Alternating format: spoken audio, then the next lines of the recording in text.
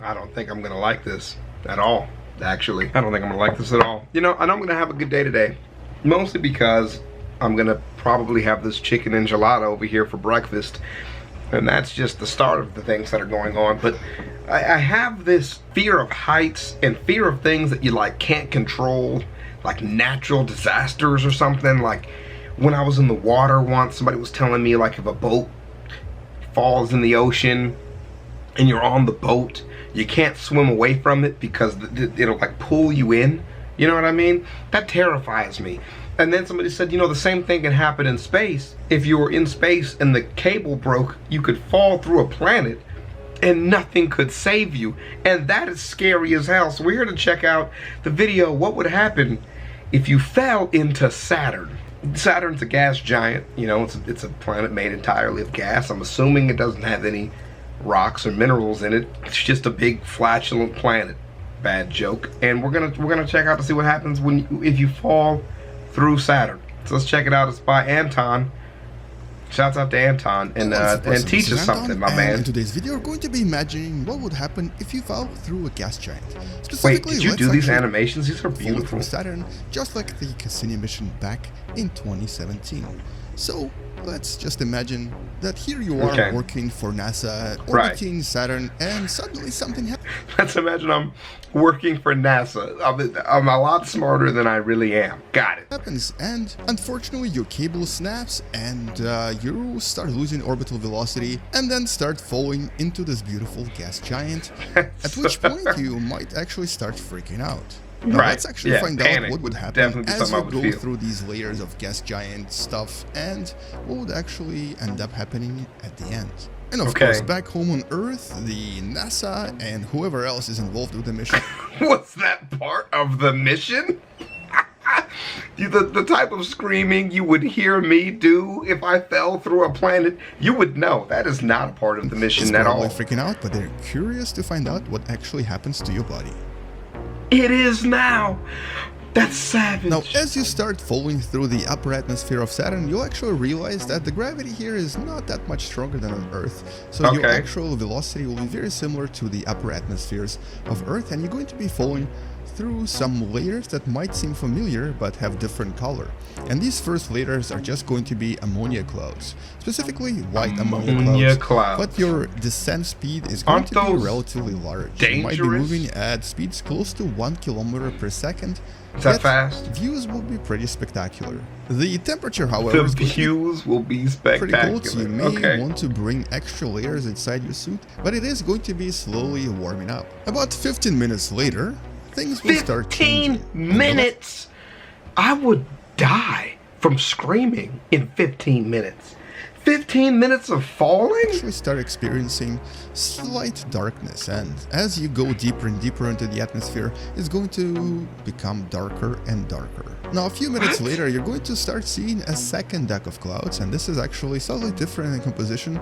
These are ammonium hydrosulfide and ammonium sulfide clouds. That's dangerous, right? Going to be brown in color. And the air pressure at this point actually increases to above the air pressure even on the surface of Earth. So you're going to start slowing down quite dramatically because the gravity here is actually about the same as on Earth, but the atmospheric pressure increases with your fall. And right after you pass the second layer of clouds, things will get slightly or actually dramatically darker.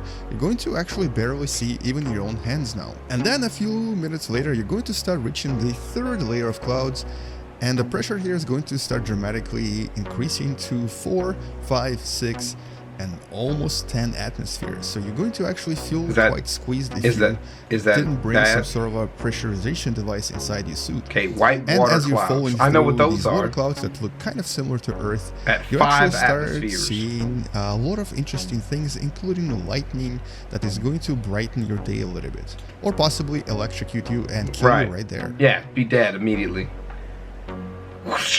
And with pressure being at least 5 atmospheres now, you actually might start experiencing what's known as the oxygen toxicity. This is actually a condition that starts occurring and can even kill you if you bring a normal air composition inside your suit. So you actually have to start changing the composition of your air that you breathe in order for you not to die from toxicity of oxygen.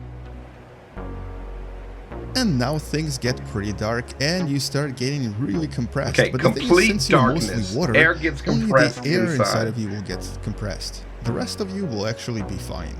Now you start seeing a lot of lightning and thunder, and you probably start getting really scared because you're going to... Bro, how long have we been falling at this point? I would be beyond scared if I'm still falling. And as you fall through, you actually start experiencing quite a lot of winds with speeds almost 200 meters per second or 720 kilometers per hour, and things become really dark. Now this is actually the part where the temperature might actually become comfortable, 23 degrees Celsius, basically room temperature, but as the time passes, after about half an hour, you're actually going to start getting in trouble as the temperature increases to almost 100 degrees Celsius. This is like an hour of falling at this point. You gotta be over it by now. More pressure, more darkness, very hot. And as things warm up, you realize that hydrogen no longer behaves as a gas and becomes very liquidy. So you basically float through this hydrogen that becomes more and more hot. First, 1000 degrees Celsius, it actually starts glowing red and you finally start seeing things. And obviously die, but let's assume that the suit has some sort of protection. Assume that we can live, then, 5,000 degrees Celsius. 5,000 degrees? Kind of like a sun or a star. And then you reach 10,000 degrees Celsius. Now that's just not real. There's no way. 10,000 degrees Celsius? About 20,000 kilometers, where things become very unusual, very strange, and you start experiencing things like helium rain, for example, which is something that you don't see very often on Earth, or actually at all. And at this depth, obviously you're probably dead a long time, but we've been still alive for some reason. You reach what's known as liquid metal hydrogen. Liquid metal hydrogen behaving as that sounds like a great rock band. Which is what's responsible for generating a tremendously powerful magnetosphere around all of the gas giants. And at this point, hydrogen starts acting as a kind of a supercritical material that is kind of liquid, kind of gas, and is same density as you, so you don't sink anymore. But let's just say you brought some lead shoes or some other material that allows you to sink even more, and so you actually go through the unusual liquid metal hydrogen and start sinking even more. Now this material will actually dissolve everything, including you and your suit. But we're imagining things, so we're going to imagine that you didn't get to dissolve in this unusual material, and you keep... There's that dude who fell in that acid pit at Yellowstone Park, right? That guy was like out there in like a storm or something, and he fell in that acid pool and actually like dissolved in it. Sinking even lower. The temperatures here are ridiculous, as are pressures. The pressure is probably about 2 million atmospheres, and the temperature is over 10,000 degrees Celsius. And possibly even 11,000 degrees Celsius. But nothing stops us at this point. We keep sinking more and more for about 15,000 kilometers. And because this material is actually very dense, you're going to be falling through this for many weeks. And at some point, you're going to reach solid ground. Oh, really? This is actually made out of rock, exotic ices, metals. I didn't know that. The combination of materials we probably can't even imagine because we've never seen them, except for some extreme cases in the lab.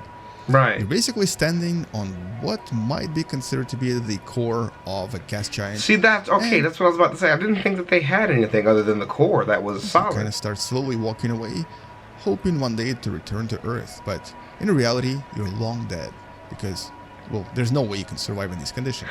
Right. Anyway, so that's all I wanted to show you in this video, and hopefully you learned a little bit about what would happen if you fell through a gas giant. Can I eat it? Y'all it's not something you want to experience because it's probably going to be very painful, but you know, we'll talk more about this in some future videos. Shouts out to Anton, bro. Yo, that was actually really freaking interesting, dude. I didn't think that was going to be as interesting as it was, but it was. So make sure that if you, given that you'll die in the atmosphere, maybe there's not much that you have to make sure that you do if you start falling through space. So, just buckle up and embrace death. Well, ChavezzSlovakia, that's all I have for you today. I'll see you guys in the next one. You guys take it easy. Thanks for being so cool. And keep it friendly, guys. I'll see you around. Peace. Crocs. Crocs. Crocs. Crocs. Crocs. Crocs. Crocs. Crocs. I'm rocking Crocs. I'm rocking Crocs. Crocs, boy. I'm rocking Crocs. I'm rocking Crocs. I'm rocking Crocs. Wearing Crocs, boy. My Crocs are gold. My pops is old. My Crocs got soul. My Crocs are bold. I go to church wearing Crocs. I'm always turned wearing Crocs. My Crocs are great. Your Crocs are lame. With my Crocs, I can cross a lake. Crocs, Crocs, Crocs, Crocs, Crocs, Crocs, Crocs, Crocs, Crocs, Crocs, Crocs, Crocs, Crocs.